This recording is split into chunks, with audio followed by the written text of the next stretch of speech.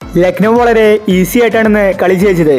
135 റൺസിലാണ് അവരുടെ ആദ്യത്തെ വിക്കറ്റ് പോയിട്ടുണ്ടായിരുന്നത്. അതുവരെ രാഹുലും ഡീകോക്കും കൂടി അടിച്ചു കളിച്ചു.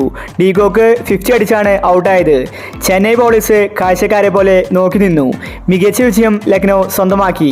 ചെന്നൈക്ക് ബൗളിംഗിൽ ഇങ്ങനെ പിഴയ്ക്കുന്നത് ആദ്യമായിട്ടാണ്. ഇന്ന് കളി ജയിച്ച ശേഷം രാഹുൽ പറഞ്ഞ കാര്യമാണ് നമ്മൾ ഇന്നത്തെ വീഡിയോയിൽ നോക്കുന്നത്. ഇതുപോലത്തെ IPL ന്യൂസിന് വേണ്ടി ഈ ചാനൽ മറക്കാതെ സബ്സ്ക്രൈബ് ചെയ്യൂ.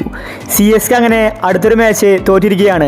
ലക്നൗ ഇന്ന് മികച്ച വിജയം തന്നെയാണ് സ്വന്തമാക്കിയത്. ഇതിൽ ക്രെഡിറ്റ് കൊടുക്കേണ്ടത് രാഹുലിനാണ്. ഇന്ന് കളി ജയിച്ച് രാഹുൽ പറഞ്ഞത് ഇങ്ങനെയായിരുന്നു: എനിക്കിപ്പോൾ ഒരുപാട് സന്തോഷമുണ്ട്. ഇന്നത്തെ ഞങ്ങളുടെ എതിരാളികൾ MS ധോണിയുടെ CSK ആണ്. ധോണി ക്യാപ്റ്റൻ അല്ലെങ്കിലും CSK ടീമിൽ തന്ത്രങ്ങൾ മെയ്യുന്നത് ധോണിയാണ്. അതുകൊണ്ട് ഞങ്ങൾ പേടിച്ചാണെന്ന് കളിക്കാനിറങ്ങിയത്. ധോണി ഇന്ന് മികച്ച ബാറ്റിംഗ് പുറത്തെടുത്തു. അത് ഞങ്ങൾക്ക് വലിയ തിരിച്ചടിയായിരുന്നു. എങ്കിലും ഞങ്ങൾ രണ്ടും കൽപ്പിച്ചാണെന്ന് കളിക്കാനിറങ്ങിയത്. എനിക്ക് മികച്ചൊരു ഓപ്പണിംഗ് കൂട്ടുകെട്ട് ഇന്ന് ലഭിച്ചു. എനിക്ക് സപ്പോർട്ടായിട്ട് ഡീകോക്കും അടിച്ചു കളിച്ചു. ഇതാണ് ഞങ്ങൾക്ക് വിജയിക്കാൻ കാരണമായത്. ഇതുപോലത്തെ ഒരു ഓപ്പണിംഗ് ആണ് എപ്പോഴും ഞങ്ങൾ ആഗ്രഹിക്കാറ്. പക്ഷേ അത് ലഭിക്കാറില്ല. എന്നാൽ ഇന്ന് ഞങ്ങൾക്ക് ബാറ്റിങ്ങിൽ നല്ലൊരു ടച്ച് ലഭിച്ചു.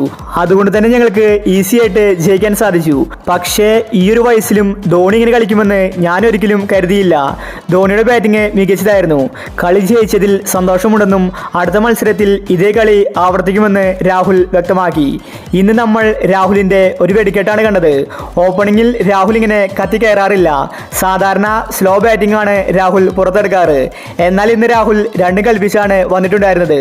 CSK ടീമിനെതിരെ രാഹുലും ഡീകോക്കും അടിച്ചു കളിച്ചു. ഇതോടുകൂടി ചെന്നൈ കളി തോറ്റു. ചെന്നൈക്ക് വിക്കറ്റുകൾ ലഭിച്ചിട്ടുണ്ടായിരുന്നില്ല.